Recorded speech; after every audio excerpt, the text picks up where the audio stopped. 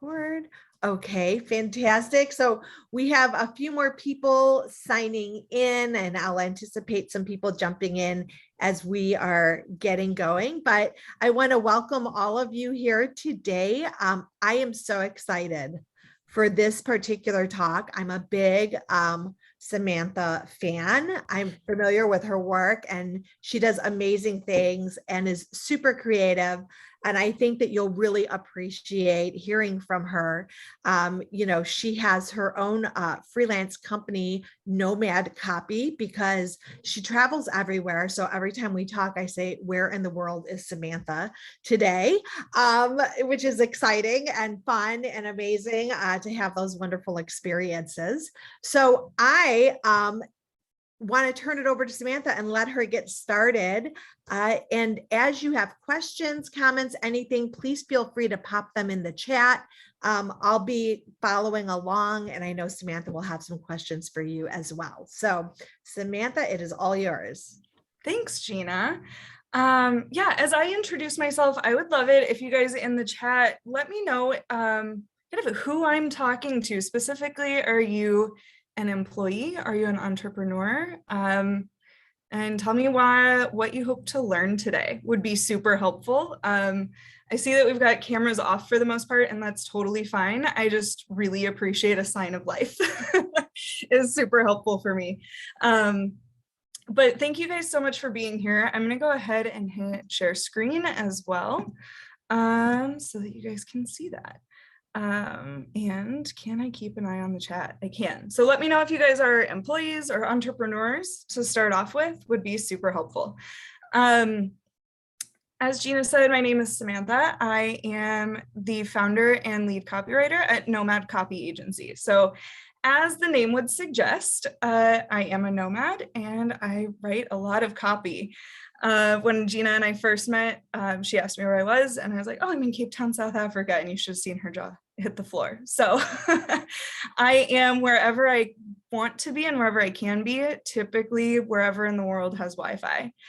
Today, I'm coming at you from Davenport, Iowa. So not quite as exotic as Cape Town, but I do love it here. So we've got freelancer, employee, entrepreneur, employee, and freelancer. Awesome. So today I'm going to be talking with you guys about branding and storytelling. As questions come up, I won't be able to see if you're raising your hand the way that I see my screen, but I will be able to see the chat. And Gina, I trust that you'll jump in if there are questions in the chat that I should see as well. Next in the chat, if you guys could also just tell me what you hope to get out of today would also be wonderfully helpful. Seeing as we've got kind of a mixed bag of employees and freelancers and everything in between, the content might be a little bit different for everyone. So, and we've got author of a debut novel and working on marketing. Yes, so branding is going to be very pertinent for you, Trish, very pertinent. Can everyone see my screen okay? Gina, I'll leave that to you to tell me. Is everything good with my screen? Looks great. Okay, cool. And we've got a podcaster looking to be more genuine as a storyteller, helping others tell their stories about their lived disability experiences, looking to learn from others and how they reach people. Awesome. Cool. We will definitely be able to come back and touch on that as well. So as I mentioned, I'm a copywriter, and as a copywriter, I help people sell things online. My partner is in the military, and sometimes when his friends or when people around us ask what it is that I do, and I tell them that I write the words that go on the internet and I write people's emails for them, they look at me like, I write emails, can I do what you do? And I mean, the short answer is no, because there is an art and a science to writing copy. And so much of that art comes through the art of storytelling. I've been writing professionally, exclusively professionally, for 3 years. Before that, I did a lot of travel blogging, and I've always just been a writer, a journaler, and my corporate career was in sales. So also learned a lot from a formal perspective as well. if you guys are on your desktop and you want to connect, I am very much a millennial and spend far too much time on Instagram. So you can grab that QR code and connect with me over there if you choose. If you don't like QR codes, I'm at nomad.copy. And with that, let's jump in. And I need to move some things around on my screen to make this work for me. So today we're going to cover a couple of things. There's two components that I believe really help you succeed in business, and that is your unique personal brand and your story and how you tell it. They're very reciprocal. It's your story is how you tell your story is your brand, and that's what's going to set you apart. But the question then becomes, how do you tell your story? And to understand that, we first have to understand what is your personal brand. So if you guys could tell me in the chat, what does branding mean to you? And while you put that in the chat, I will tell you that this photo on the right, this screen grab, is my branding. This is my branding document. It includes my fonts, it includes my colors. If you were to scroll up and down on it, you would see a mood board. There's also a series of words in this document that say, what is our brand voice? How do we connect with people as a brand? And what do we want our brand to make other people feel? So if in the chat, anyone wants to put what branding means to them, it's your 360 and it's how people make assumptions about you. Abigail, I love that. When we say you're 360, that is the full vision of how you want people to think about you as a person or you as a brand. I often say that your brand is your vibe. It's what people think about when they think of you. Carrie said, it's what people think of when they think of you. Great minds think alike. It's the feeling they get when they work with you. Absolutely, 100%. If anybody else wants to jump in there, yep. Trish, you bring up a great point that you're still working on your brand. You have your colors and a book cover, but you're still working on it. So a brand is so many things. It is visual. It is what you write. It is what people think of when they think of you. It's the overall, it's everything. It's the overall perspective of who you are or who your brand is. And your brand can be a lot of things. I'm going to tell a personal story. So I travel a lot, and I was in Morocco when the pandemic started. I was there for the month of February 2020, and my mom at the time was living in Germany. So the place that made the most sense for me to go was Germany. Like many people, I thought I was going to be there for 2 weeks and then move on to Italy. But naturally, I spent about 6 months there. So we got to know each other very well, and we got to see how each other worked. And at the time, she was working for the American government. And if anybody has worked in or with the government, they do things a totally different way from the public sector. And one of the things is that they value very direct communication. And my mom and I are Midwest girls. We value things like kindness, and a lot of that comes from storytelling, and we really value and tend to be like softer oftentimes. And the military form of communication is very direct, very passionate. There's lots of acronyms involved when speaking with folks in the military, and that was something that she really struggled with, because oftentimes that brand that people that she was communicating with were certainly knowledgeable in their topics, but oftentimes very short, and that could come off as rude to her. So her brand within work, there was some friction. Even though she was wonderful at what she did, there was some friction between the people that she was communicating with and who she was, because she came from the public sector over to government sector. So I'd be curious for you guys, how do you think that you come across to the people that you work with? And I put a series of words here on the screen. If you choose these, you can use them. If not, let me know how you think you come across and what your brand is to the folks that you work with.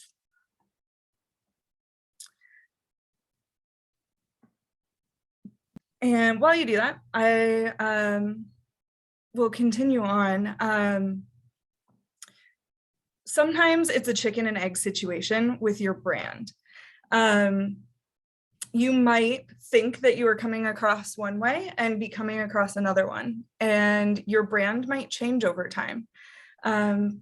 Especially as women, we are known to come across as passive, and some of that is learned and some of that is who we are. So sometimes that passivity can come off in different ways. You might think that it's coming off as kind, but for some people it may come off as indirect.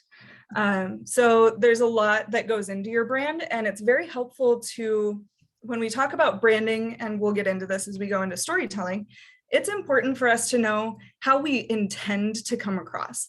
So I challenge everyone, whether you're putting it in the chat or if it's something that you're jotting down or simply thinking about over the course of the day, is think about how you want to come across, because, and then compare that. And I've done this before. I've asked people how I come across in emails, because when you have an intention, then that brings something back that you can come back to. So if you want to, if you're writing an email, or if you're writing a landing page, or if you are thinking about, you know, as I think it was Trish said, how you want to come across when you're choosing your colors or the cover of your book, do you want to come across as knowledgeable, or do you want to come across as playful and fun, or do you want to combine all of those things? And when you know what you want that brand to be, it's going to come together holistically. So I often encourage people, when we talk about our branding and our brand voice and how we're going to tell our personal stories, to know how you want that to come across in the first place. Teresa said, it's interesting. I have others sharing their words about me like quirky and eccentric. And I agree, but I'm unsure if that's exactly what I recognize as my brand. That's very insightful, Teresa. I really like that. I'd be curious to hear what you would want your brand to come across as. I think that would be very interesting to know. I'm loving these words that are coming across too, and I'm curious, you don't have to put it in the chat, but I see a lot of competent, I see a lot of courageous, compassionate. Are these words that resonate with you? And if so, or if not, I'd be curious how you would want to change them.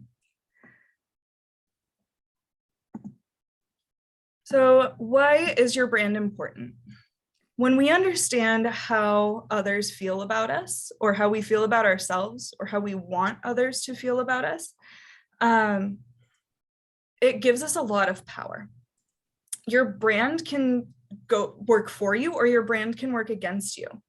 Again, using the military example, it is highly valued to be straightforward and almost emotionless when communicating within the military. But I've had friends leave the military and go into the public sector, and all of a sudden that works to their detriment, because suddenly they are cold, they are calculated, they aren't fun to work with, right? So understanding your brand means understanding who you are and who your audience is, so that you can best communicate with them.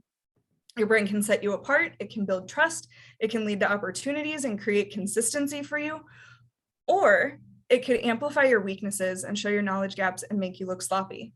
So when you know exactly how you want to come across, it gives you that core to come back to and work forward from there. And at the bottom I have, you only get one first impression. And this is something that I tell my clients when they come to me to help me write their about me pages, is you have one chance. When you put your bio onto your work intranet, when you put it on your homepage, when you put it in your Instagram bio, that can often be your first impression, and you want to know exactly how you plan to come across. So your brand is important for many a reason. Obviously, I speak to it mostly from a words perspective, but that includes colors and more. I hear something, but I can't see video. Is somebody trying to ask a question, or are we good?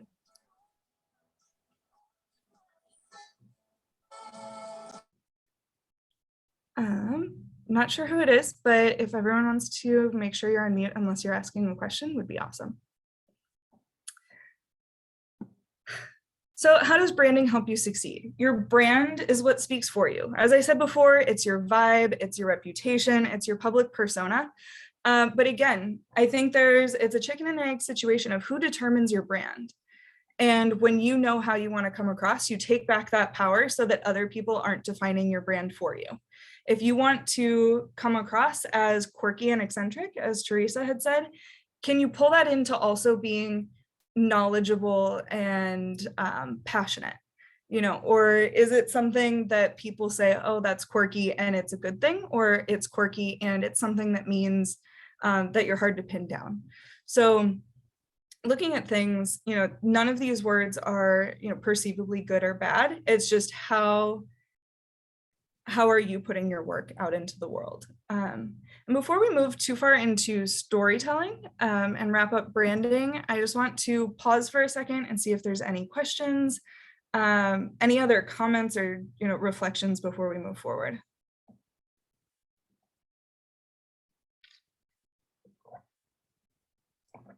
Samantha, I just want to comment that I really appreciate some of the things everyone is sharing in the comment section about the ways that we understand ourselves and the ways that we're perceived. And also your comment about, can we present ourselves as quirky and eccentric and still knowledgeable?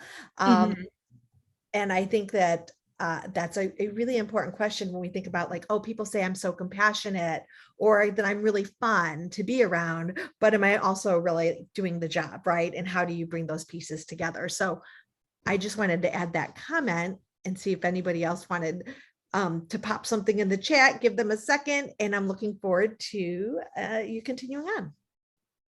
Yeah, thank you. Thank you for that, Gina. And yeah, I think that's a perfect segue forward, is into then how do we tell that story? How do we get that message across that we can be all of the things and really make it work for us? And yeah, like I've said before, taking the power to make sure that it comes across and works for us rather than to our detriment, 100%. Anyone else have anything to reflect on before we move forward?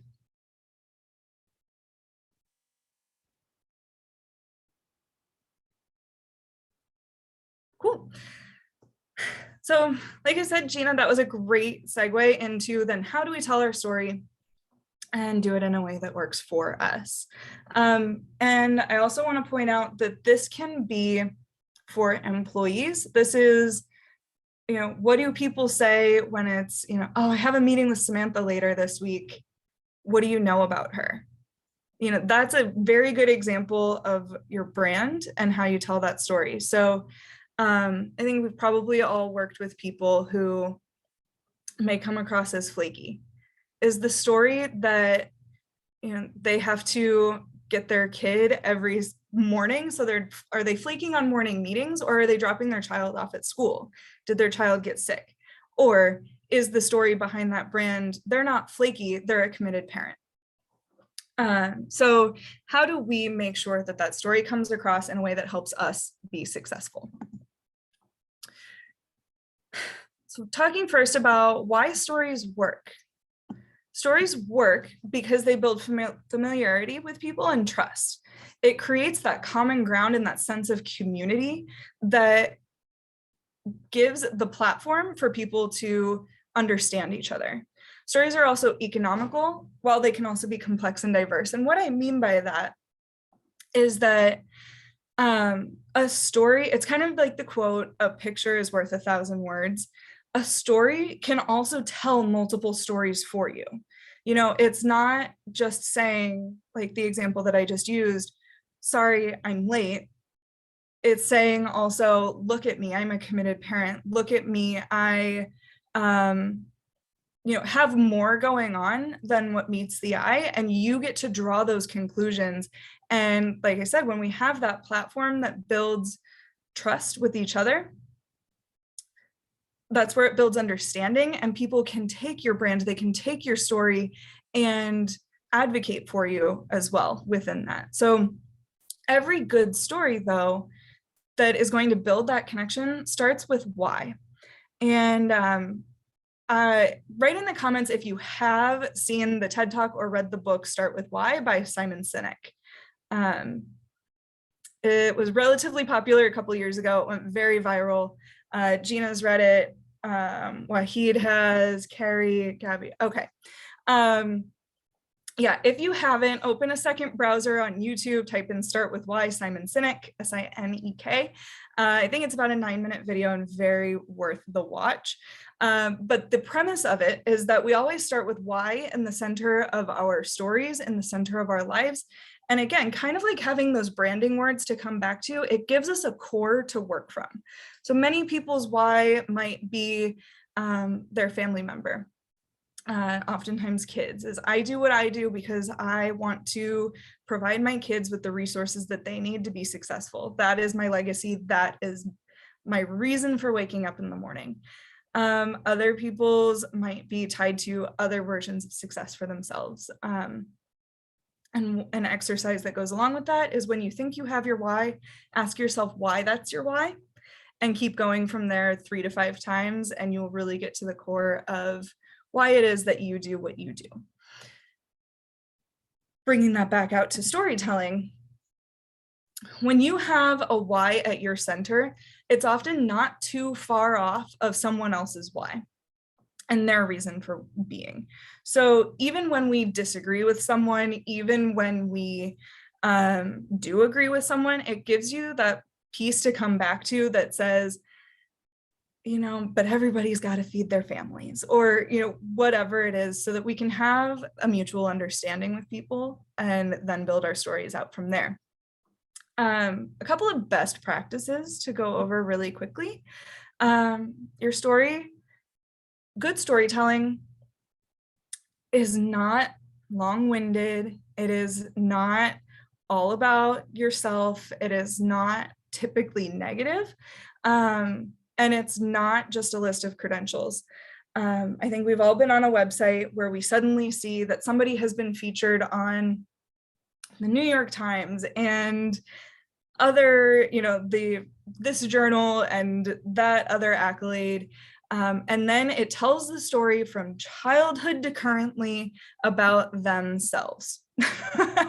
It starts with, you know, Joe or Jane or Pat went to university here, and then she got her master's there, and then they went on to get their doctorate there, and they worked here, and that's when they were featured on something else, and et cetera, et cetera. Good storytelling connects with your audience immediately. And that's why your why is so important, is good storytelling is going to be concise, and it typically often tells the story of the person that you're speaking with, not the person that you're speaking about. So in this case, when I'm talking about myself, I'm going to start telling you about what you and I have in common, and then I'm going to move into action. So I'm going to say, this is, I'm trying to think of a good example, but I mean, even when Gina and I first spoke, I didn't tell her about my family. I didn't tell her about, you know, my house plants or my gardening or, you know, my other hobbies. We talked immediately about work and how we can help each other. And then we started discussing where we would take our relationship from there, and how, you know, I can help her with writing, and, you know, she can help me with other things. So storytelling should be concise, and it should start with what you have in common with the group that you're speaking with. I want to pause there to see if anybody has any questions or reflections on kind of the core of do's and don'ts of storytelling before I move forward.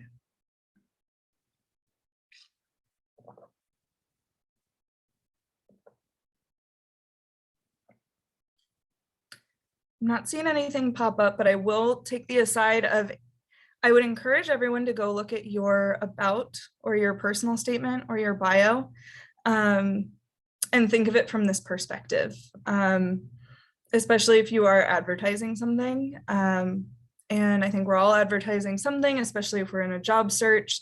So that could also be your LinkedIn bio. Yes, you want to show off your accolades, but you want to do it in a way that's relevant. So, I mean, I was CPR certified for a long time because I was a lifeguard. That is completely irrelevant to my audience who would be hiring me for copy, is a good example there. I don't see any questions popping up, so I'll go ahead and move on. Knowing about your audience is key. I see that in the chat. Yes, always make it about them, never about you. If anybody is familiar with the book How to Win Friends and Influence People by Dale Carnegie, I think the book was published in like 1937, and everything in that book holds true today. But one of the core lessons in that book is that the sweetest sound to anyone's ears is the sound of their own name. And that's, you know, we can translate to, then you make it about your audience. You talk about them because people may care about you, but what they really care about is how you can help them. So when you make it about them and you're still talking about yourself and how you can help them, it's secretly about them, even though it gives the illusion that you're talking about yourself. So bringing this point home, what is your story? And starting with your why. If anyone's comfortable sharing their why in the chat, I encourage you to, but I know for some people it's deeply personal, so you don't have to. So your story starts with your why. It does not start with your what. So your what is that you graduated with degrees, you got a job, you did a training, and now you're here and you can tell them all about how you did that. That, my friends, is not your story. That is your resume, and they are two different things. So when we start with our why, it looks a little bit differently. A good story is going to be engaging and useful and valuable and create that sense of community that we talked about at the beginning. I see that Carrie said, this is your why. This is so lovely. How to make it. Your why is to make a difference in how disability is perceived. I love that. I really love that. And that tells a story about other people. That's about something that is so much bigger than just Carrie. That is about the audience that she wants to serve and her public perception. I really like that. Trisha's why is to leave a legacy to her grandchildren about gender identity. That is so interesting. Trish, I'm super curious about what you do. I really like that. So let's go through these points really quickly about what a good story is. So we've talked about it being about the audience, but it also needs to be engaging. So it is well assumed that most of the people in this room right now are working women, because we are with the Ursuline Institute of Women for Women Work and Wellness. I probably said those in the wrong order, so forgive me.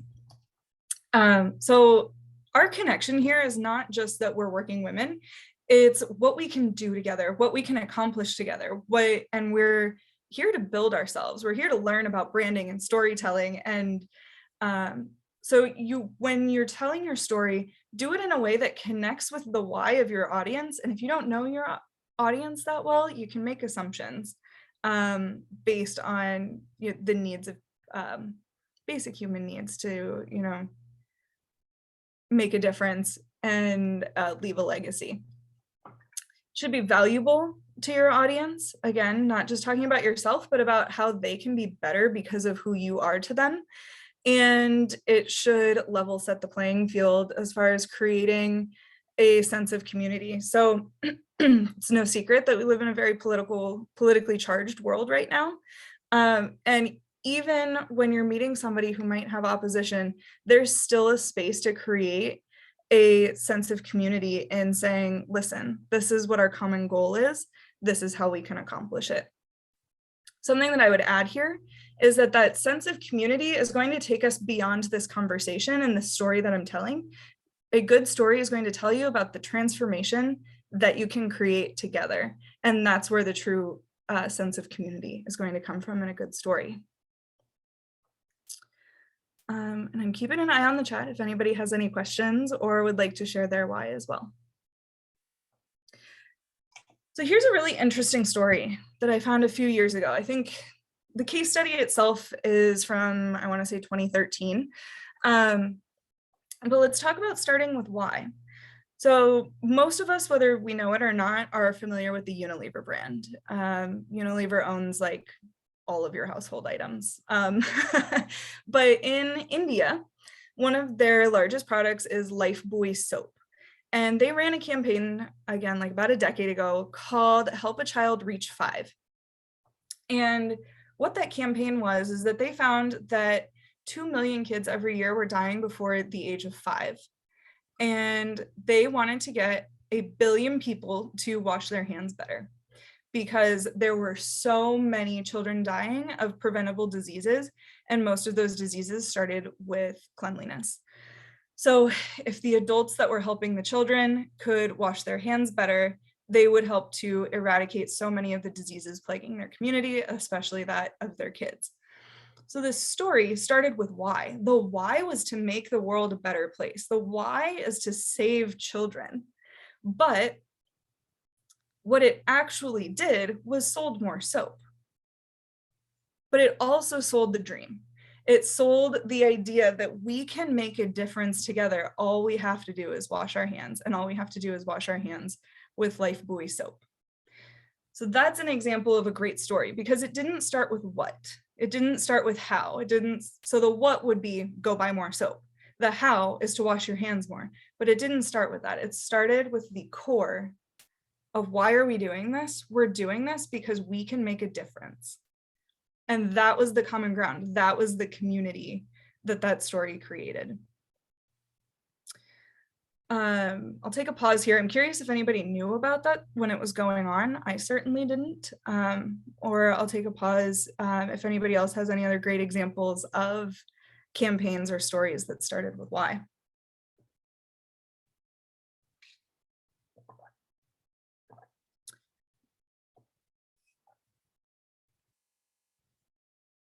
And I'll give us a second there. You guys can still continue to add things to the chat, but I'll go ahead and move on.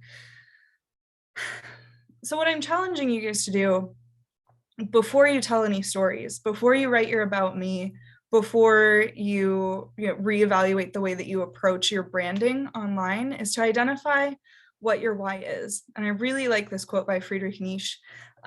He who has a why to live for can bear almost any how. And we've, seen the movies, we've heard the stories of, somebody who endured years and years of trials only to go and see their kids, see their wife again. Nelson Mandela was in prison for years, but his why was to unite Africa and unite South Africa. So when he was connected to his why, when we are connected to our why, we have a sense of the bigger picture, and we're going to be able to help ourselves and help others move through anything to be able to accomplish that larger goal and that why. Carrie says, we the 15. I don't know about this campaign. People around the world with disabilities, showing just how many there are out there and all of the intersectionalities. Very interesting. I'm going to write that down and be sure to Google it later, because that sounds interesting.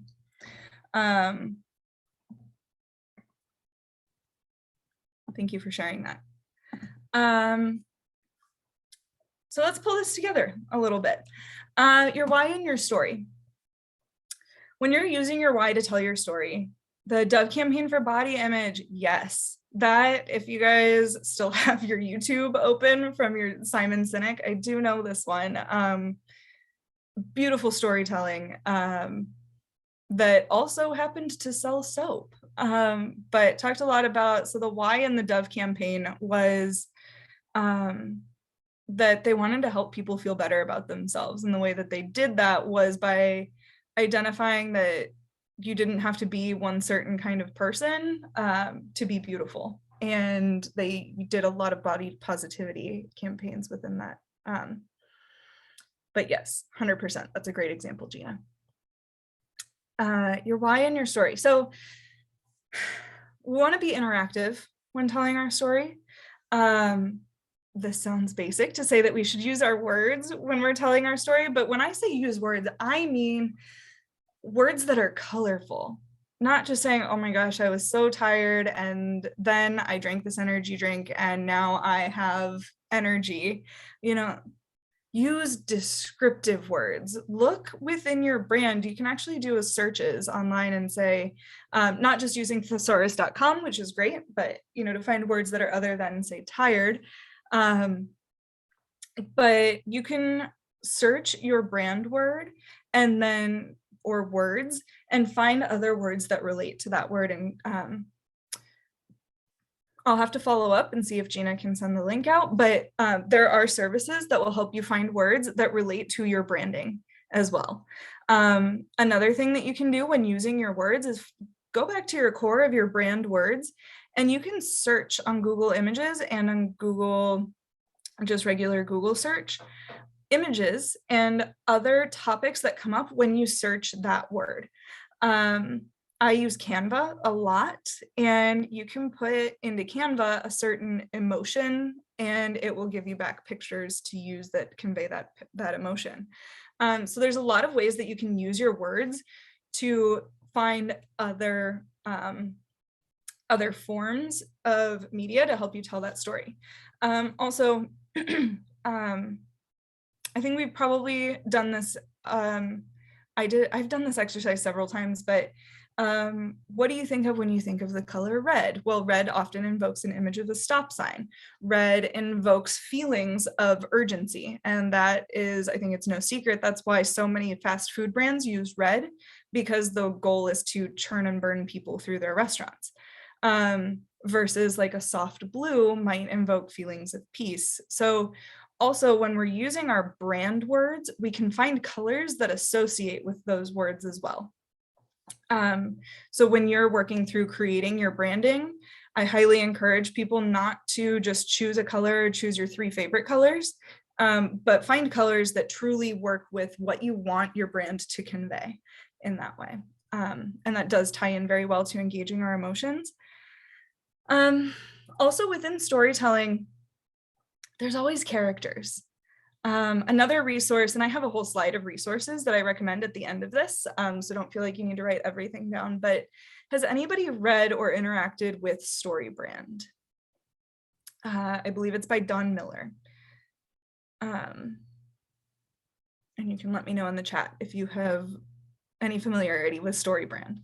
But the premise of StoryBrand is that Gina's got a little bit of experience, new to me, Abigail. Okay, cool. So the core of StoryBrand is that there is one core way to tell a story. And when you tell your story, you want to be not the hero of your story to your audience, but you want to be the guide to your audience. So the hero is, I'm trying to think of like a popular movie, but I don't watch a ton of movies, but the hero is the person who is the star of the movie, whatever, you know, superhero movie you're thinking of right now, the star is the hero.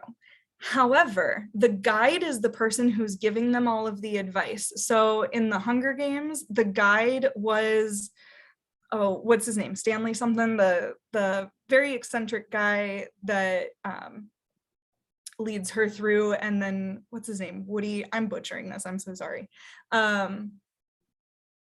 Cena, yes, Woody Harrelson. Thank you, Abigail.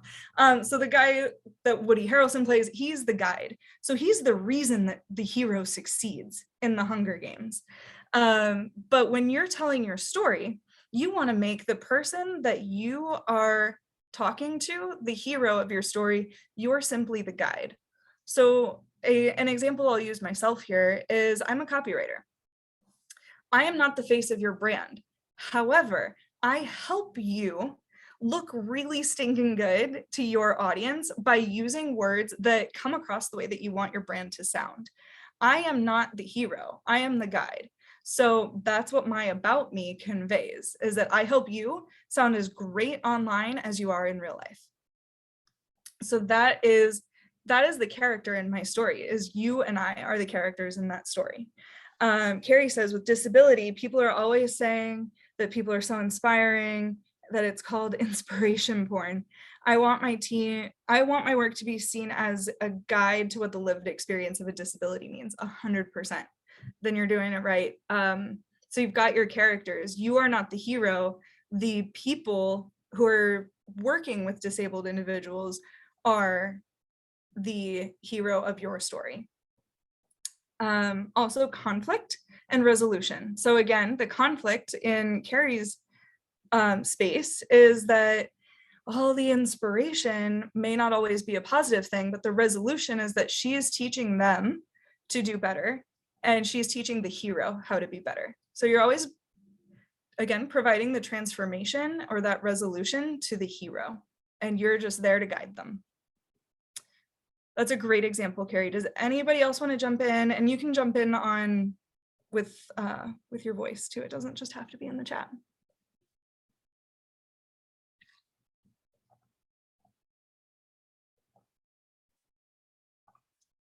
Cool, I'll move on. Again, how to tell your story. Come back to your values, come back to your why. Make sure that you're connecting with your audience's values. And this may seem obvious that you and your audience would have the same values, but do make sure that you're using relevant values. For example, I highly value adventure. My clients might not want the wild, wild world. They may just want to connect with their local audience. So always making sure that when you're citing your values, it's the ones that are relevant in the space that you're in. Again, we all have multiple stories. I think that's important to realize that your role at work is different from your role as a leader at PTA, and it's different than your role as somebody who is an active member of your book club. So your story and your values that you communicate to people might be a little bit different for each scenario as well. There's a running club. It's a global running club, and the joke is that they are a drinking club with a running problem. I belonged to it when I was in college, and people who were there, everybody kind of had like a nickname in this club, and you would like be at the grocery store and be like, I recognize that person, and they're in scrubs, and you realize that they're a, very prominent doctor in the community, but at running club, they were a totally different person. They got to be the person who liked, dressing up and all wacky and going for runs and having beers after. And then their brand at work was something that was completely different. So it's important to understand, that you do have multiple stories, and it's important how you tell your story to each audience. And Nicole said, yes, you read StoryBrand. Awesome. I know Nicole, I wonder if I recommended it. But it is an excellent way to take an outside perspective at how you are perceived by your audience, as well as making sure that you're the guide. Telling your stories, you're referencing your values, you're telling them how your experiences qualify you to tell that story, and reassure them that you will follow through. Again, always focusing on transformation. I just have a couple of slides left, and we'll leave plenty of time for Q&A. So I have a couple of examples of telling a story based on the last slide that I had. But this is certainly the time to jump in and make sure that if you have questions, if you have comments, if you have reflections, that you jump in now, so that we make sure we have plenty of time to answer them before we wrap up at the top of the hour. Everybody here, I'm sure, is an excellent reader. So this is a good example of how to ask using stories. I will let you read through it. And let me know if you have any questions, and I'll keep an eye on the comments as well. And Gina, thank you for linking StoryBrand in the comments. Appreciate that.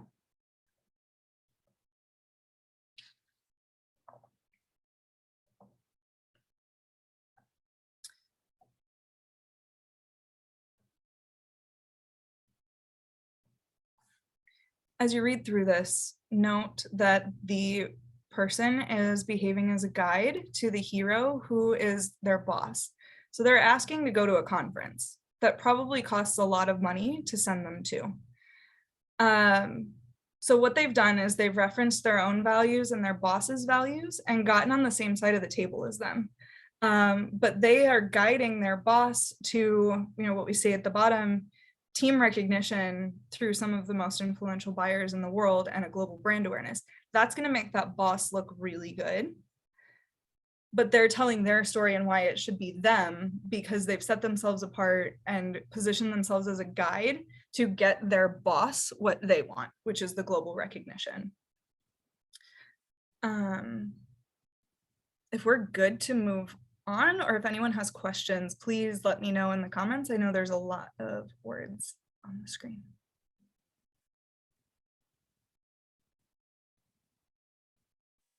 Samantha, can I pose a question? Absolutely.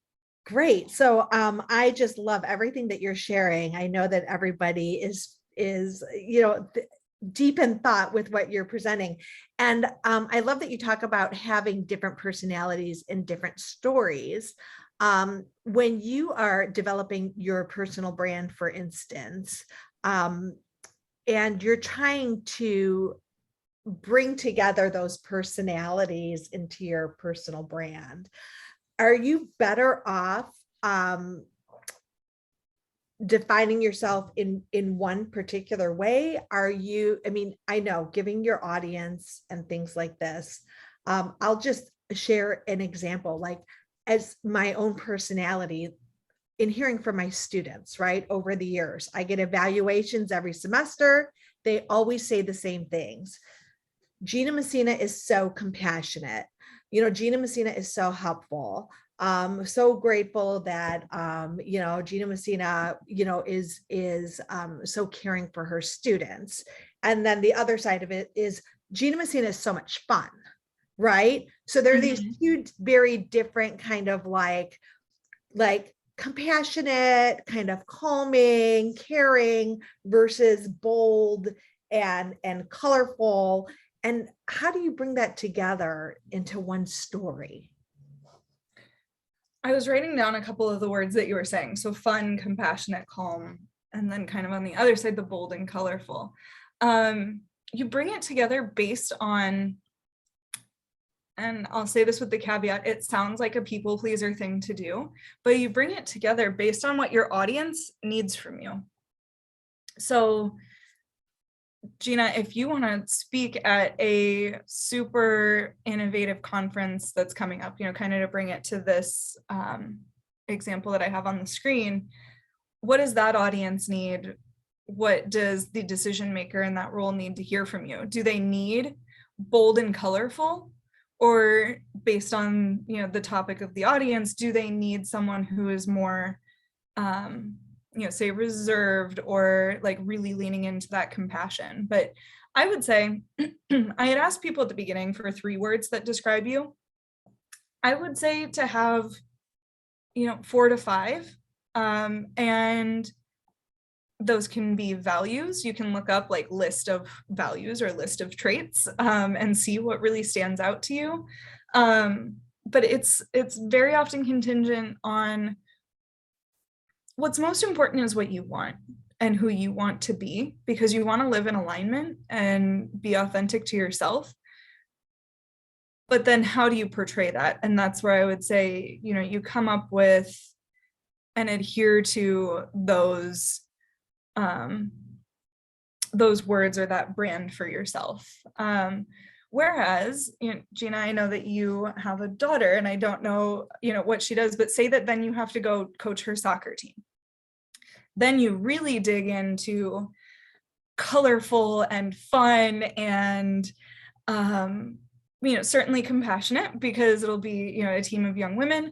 But, what do those words mean to you? And does the meaning of fun change too, depending on who you're speaking with? Are you a fun presenter at a work conference?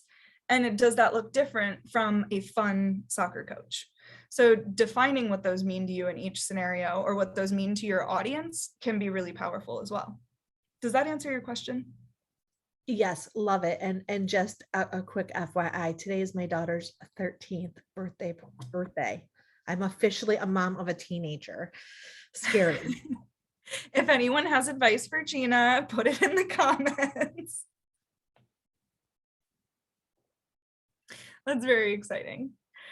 I'll move on. So this is an example of selling, and selling and asking are very often the same thing. But again, I'll put it up. I will not read it to you. But you can take a look at that as well.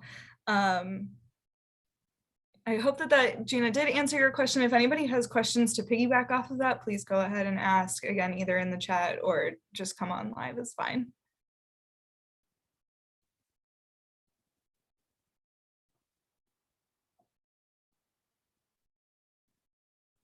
Samantha, I wonder if you're willing to share with us how you decided on your own branding. How I decided on my branding. Great question. So I was a corporate employee for several years. I worked in technology sales. So as I mentioned at the beginning, I have a very robust experience in like formal sales training. You put up your QR code again. Yes, I will.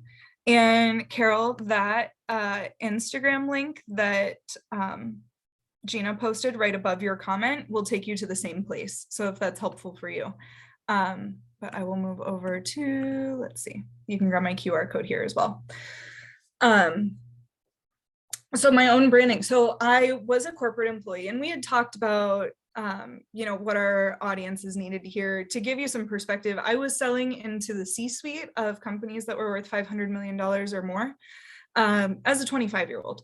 So I did not have the 30 years of experience that many of them had. So it was incredibly difficult to establish myself as an authority and put myself on a level playing field with those people.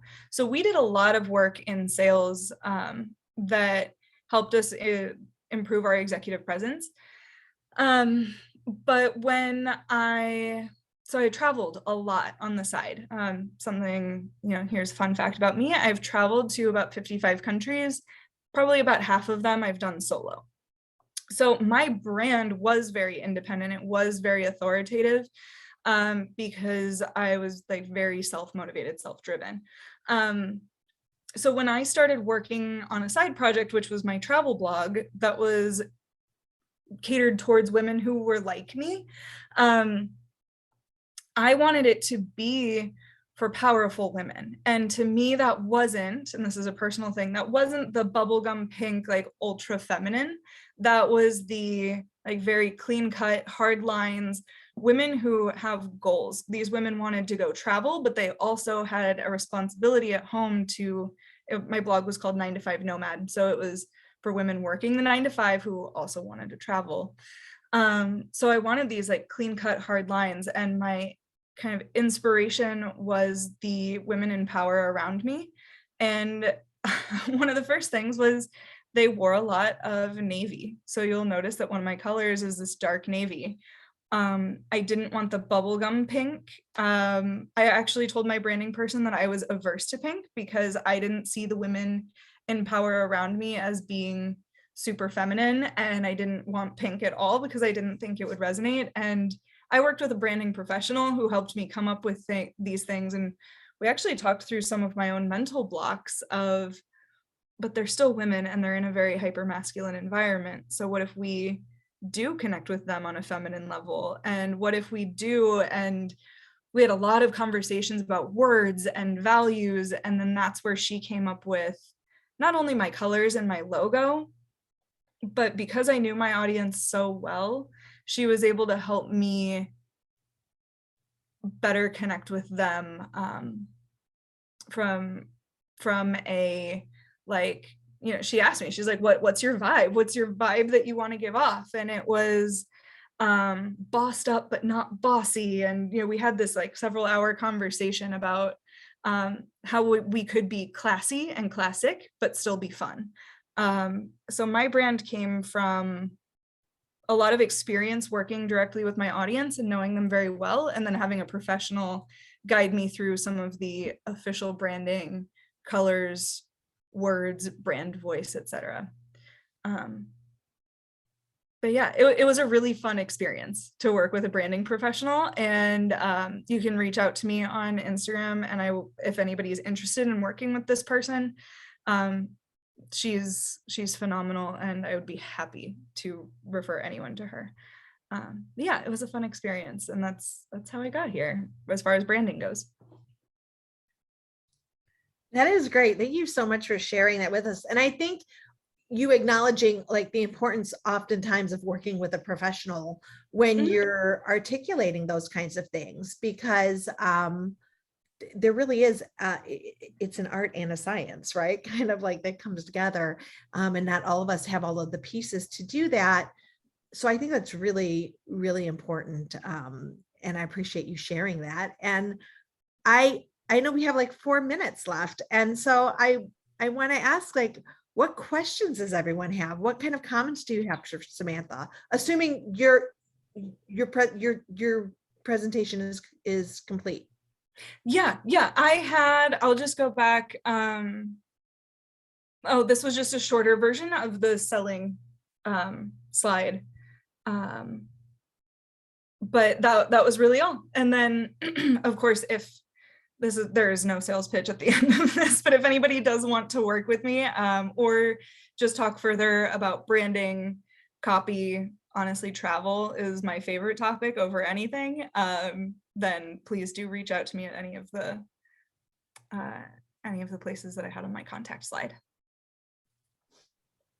Yes, I put Samantha's website address in the chat so you can easily connect to it as well.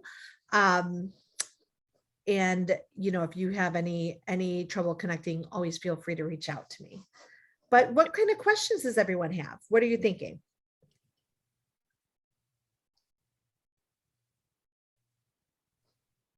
I'm going to go ahead and stop the recording because sometimes that helps.